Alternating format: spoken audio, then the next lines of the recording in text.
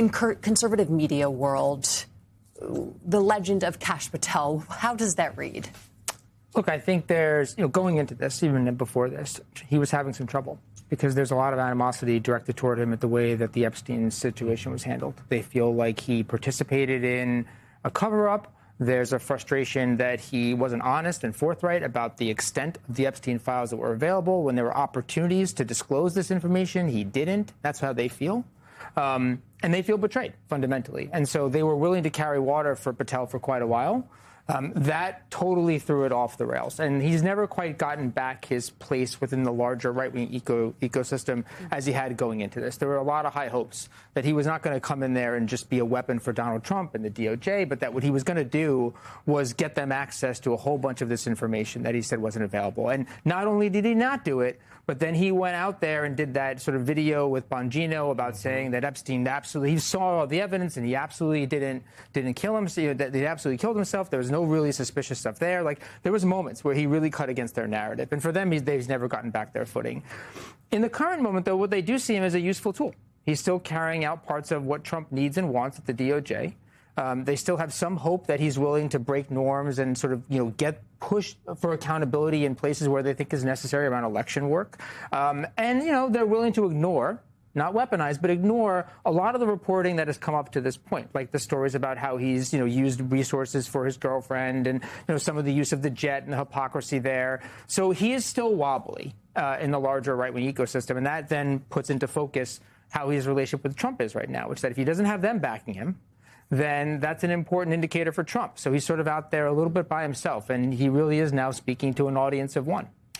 He's still wobbly, but, as far as he's concerned, he's good because he ain't going nowhere. And because he serves a purpose in that job that Donald Trump needs service. But here's the problem. Here's the problem with this lawsuit, Michael. He is a public figure. Has been a public figure for a while. Bingo. And the bar to alleged, defamation and all of that as a public figure is hella high. So let's take a look at what that looks like. Public figures such as Kash Patel have a high legal bar in lawsuits that allege defamation. The Supreme Court, in a landmark 1964 ruling in a case known as New York Times Company versus Sullivan, said a public figure must show that the publisher acted with actual malice to prevail in a defamation claim. The court, in that opinion, defined actual malice as making a statement that, quote, with knowledge that it was false or with reckless disregard of whether it was false. So there's an important caveat we have to add in whenever we talk about Sullivan v. New York Times. And that is that a number of the justices, most notably Clarence Thomas on the Supreme Court, have said that they feel that case needs to be reconsidered. We are very much living in a world where the Supreme Court, decades later, as they did with Roe v. Wade, for example, revises an earlier opinion, not because anything other than to save his behind. To save his behind, or because the vibes have changed, for lack of a But that's not how the system works. I'm sorry. The vibes don't just change because Clarence Thomas now feels differently or has felt a certain way about the law. I don't mean to take... The vibes change because a federal judge rejects Donald Trump's defamation suit against the Wall Street Journal, and all of a sudden this fundamental question is in the ether more than it's ever been. I'm agreeing with you. I know you are. Because you have something we've never had before, which is a hyper-litigious president who then also has all of his underlings operating out of the same playbook. And they're all coming to the table, Michael, looking for cash settlements, looking for the government to pay them. So Kash Patel files this lawsuit, and his expectation is, yes, I'll probably lose in a lower court, but we're going to work our way up to the Supreme Court. And to your point, you get, Alito and Thomas sitting there go, oh, no, we don't agree with this. And with that crazy supermajority they've got, they turn the thing on its head. He walks out the door with $250 million of taxpayer money, and everybody's like, a good day at the office. But there is one thing very much working against him, which is why I do not think this is going to make it to the Supreme Court.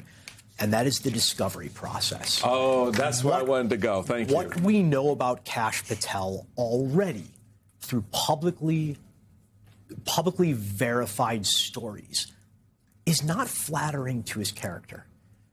And I would just say, if a reporter from an esteemed magazine like The Atlantic, this isn't a tabloid, this is a magazine that is over a century old. They're built for this. Emerson Thoreau. They're built for this. And if a reporter there has, as she says, over 24 sources, if I'm Kash Patel, I really don't want everything she found coming out in public. So I would be slightly surprised if this actually moves forward. I think it goes nowhere. I think it goes nowhere. I mean, it's also, we should note, Sarah Fitzpatrick is a very accomplished reporter who's done groundbreaking work on uncovering things about the Epstein files far before other reporters started digging into it, and is a former 60 Minutes investigative producer. But let's actually because it's not even about what is in the discovery process, right? It's the public record, too. Let's go through some of these controversial headlines. Last 11/17, Kash Patel's girlfriend being protected by FBI SWAT agents as a security perk. House Democrats are investigating Kash Patel's use of an FBI jet. Trump told FBI Director Kash Patel he didn't like his Olympics hijinks. And we have video of those hijinks as well. Let's watch that.